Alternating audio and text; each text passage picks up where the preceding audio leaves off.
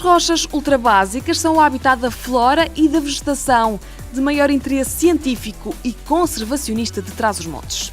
Estas rochas dão origem a solos, genericamente designados por solos serpentínicos ou ultrabásicos, com características únicas, muito seletivas para a vida vegetal. Os fatores que mais condicionam a instalação, crescimento e reprodução das plantas nos solos serpentínicos são, presumivelmente, o alto teor em níquel, a elevada relação magnésio-cálcio e a baixa disponibilidade para as plantas de azoto, fósforo, potássio e cálcio.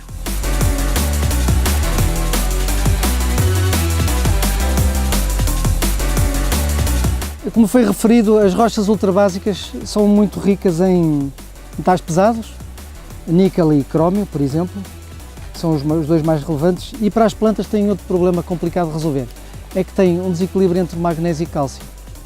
O magnésio é um íon bivalente como o cálcio e isto levanta problemas na absorção a nível das raízes.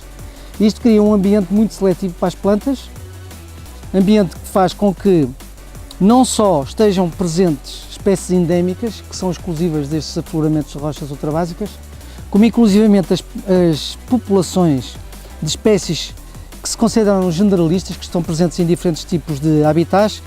Constatou-se que mesmo essas populações são geneticamente distintas das populações que estão fora das rochas ultrabásicas. Portanto, as rochas ultrabásicas são um laboratório natural para o estudo da especiação, há imensas publicações feitas sobre o efeito e, no caso português, são uma área tradicional, clássica, de visita da comunidade botânica e de todos os interessados em flora e vegetação.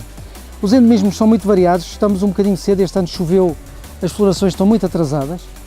Há algumas plantas endémicas dispersas por este afloramento, que neste momento mal se distinguem deste fundo verde e castanho que se vê por aqui.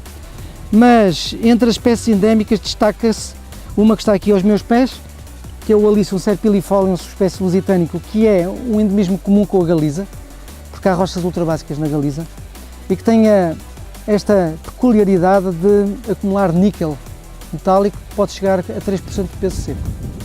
A acumulação não está muito bem explicada, há várias hipóteses. Uma delas é que, ao acumular níquel, faz com que, quando as folhas caem, amplifica a quantidade de níquel à volta da planta e faz com que se crie em torno da planta um ambiente ainda mais inóspito para potenciais competidores.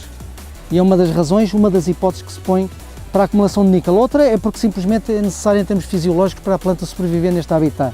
Uma outra possível é também porque a acumulação de níquel pode ser uma forma de evitar de ter herbívoros que possam vir e comer as plantas. Curiosamente, esta planta é da família da couve, pela flor vê-se. As plantas da família da couve raramente são arbustivas. Este é um caso muito particular, que de facto faz uns bonitos arbustos amarelos, que na região se chama sargaço e que tradicionalmente se sabe que quando aparece são maus solos agrícolas. E é muito interessante porque normalmente quando esta planta aparece, as terras são baldias. E são baldias porque simplesmente não têm um uso privado que justifique a sua apropriação privada, neste caso, e por essa razão permanecem como áreas baldias.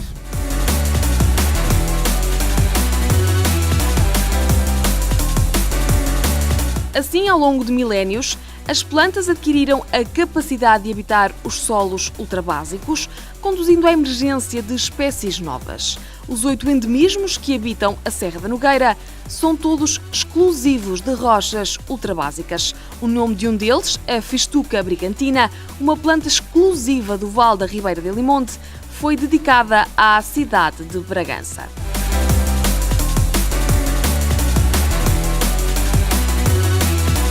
Para terminar, deixamos um desafio. Vem conhecer as espécies endémicas de Portugal em www.flora-on.pt.